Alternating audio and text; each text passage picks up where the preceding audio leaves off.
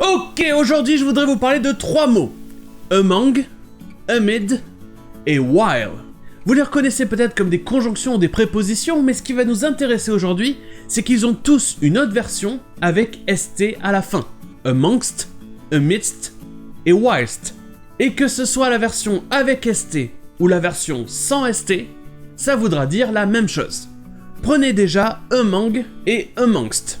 Ça veut simplement dire parmi, quelque chose qui est au milieu d'autre chose. More non-humans arrive every year and they live among us in secret. Look, I'm sorry. If we start fighting amongst ourselves, we're doomed.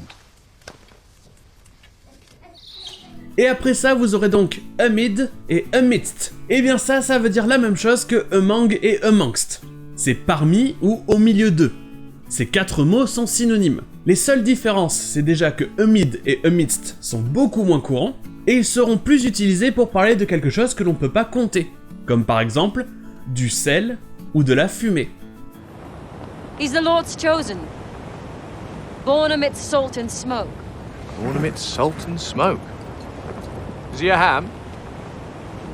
Et ensuite, nous avons while et whilst. Et comme vous pouvez le voir pour whilst, on met st à la fin, mais on enlève aussi le e. While, whilst. Et ces 2 mots ont plusieurs sens. Tout d'abord, ils peuvent vouloir dire pendant que. Pendant qu'il se passe ceci, il se passe cela. He's looking right at us while we talk about it. Miles? You ever fired 2 guns whilst jumping through the air? No. You ever fired 1 gun whilst jumping through the air? No.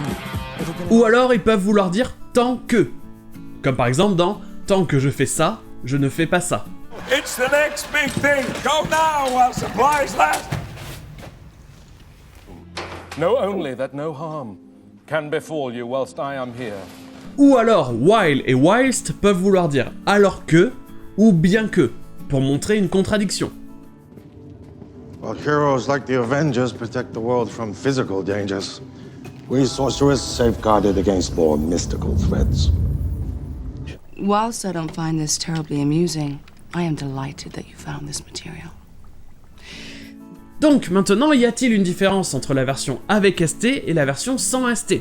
Comme on l'a vu pour le sens, non, ils sont synonymes. Mais les versions avec st vont donner l'impression que c'est plus soutenu, voire même que c'est plus vieux. En anglais, c'est l'impression que ça donne, mais en vérité, les versions sans le st, among, amid, while, sont plus vieilles que les autres. Mais même si les versions avec st sont arrivées plus tard, par rapport à nous, c'était quand même il y a très longtemps. Et de nos jours, les versions sans le st ont fait un comeback et sont maintenant plus courantes. C'est pour ça que les versions avec le st font plus anciennes et plus formelles. If this to be the end, farewell, cried the wounded piper boy. Whilst the muskets cracked and the yeomen roared hurrah and the ramparts fell. Holy shit, you got him! Et sur ce, à demain!